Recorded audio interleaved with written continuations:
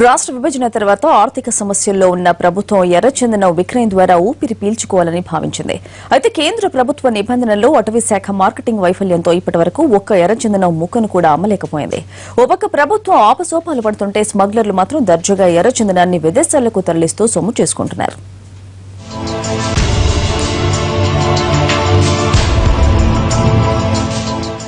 ఆంధ్రప్రదేశ్లో టీడీపీ అధికారంలోకి రాగానే ముందుగా ఎర్రచందనం అక్రమ రవాణాపై దృష్టి పెట్టింది.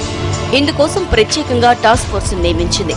దీంతో పాటు అప్పటి వరకు పట్టుబడ్డ వేల టన్నుల ఎర్రచందనం దొంగల్ని అమ్మాలని భావించింది. టాస్క్ ఫోర్స్ ఎర్రచందనం అక్రమార్కుల ఆట కట్టిస్తుండగా దొరికిన దొంగల అమ్మకంలో అటవీ శాఖ మార్కెటింగ్ విభాగం మాత్రం విఫలమైంది.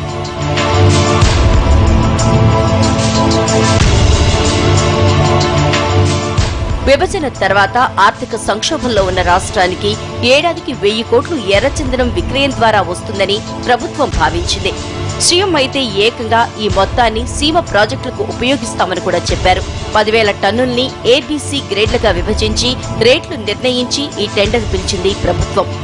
2014 ఆర్థిక సంవత్సరంలో పిలిచిన ఈ టెండర్లకు అనూహ్య స్పందనొచ్చింది. దేశ విదేశాలకు చెందిన చాలా మంది బిడ్లో పాల్గొన్నారు. ఎర్రచందనం స్మగ్లింగ్ వ్యవహారంలో ఉన్నవారు కూడా బినామీ పేర్లతో టెండర్లలో పాల్గొన్నారు. దీంతో ప్రభుత్వానికి 850 కోట్ల ఆదాయం వచ్చినట్లు అప్పట్లో ఉన్నతాధికారులు ప్రకటించారు.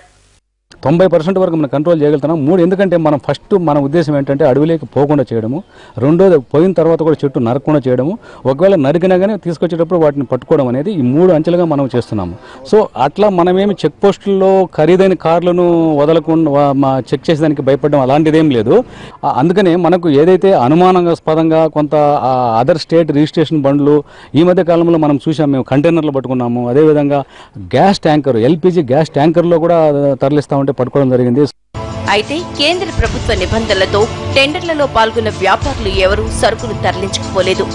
సరుకును నేరుగా పోర్టు వద్దకు చేర్చితే తాము తీసుకుపోతామని విదేశాలకు చెందిన బిడ్డర్లు అప్పట్లో తెలిపారు. అందుకయ్యే రవాణా ఖర్చులు భరిస్తామని తెలిపారు.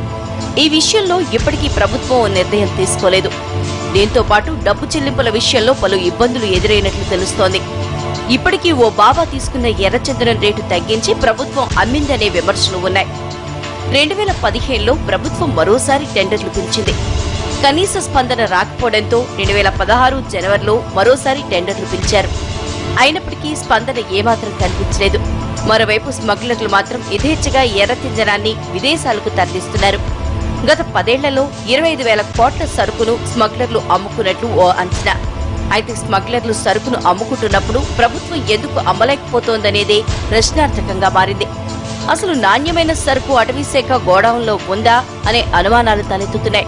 అటవీశాఖ దగ్గర ఇప్పటికీ సుమారు 20,000 టన్నుల ఎర్రచందనం నిల్వలున్నాయి. వీటిని వెంటనే బహిరంగ మార్కెట్లో అమ్మితే ఆర్థిక ఉపశమనం లభిస్తుందని అంటున్నారు.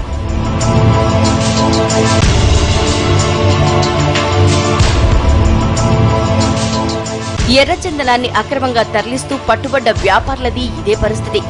వేలాది వాహనాలు అటవీశాఖ, పోలీసు శాఖలకు చిక్కి మూలపడి ఉన్నాయి.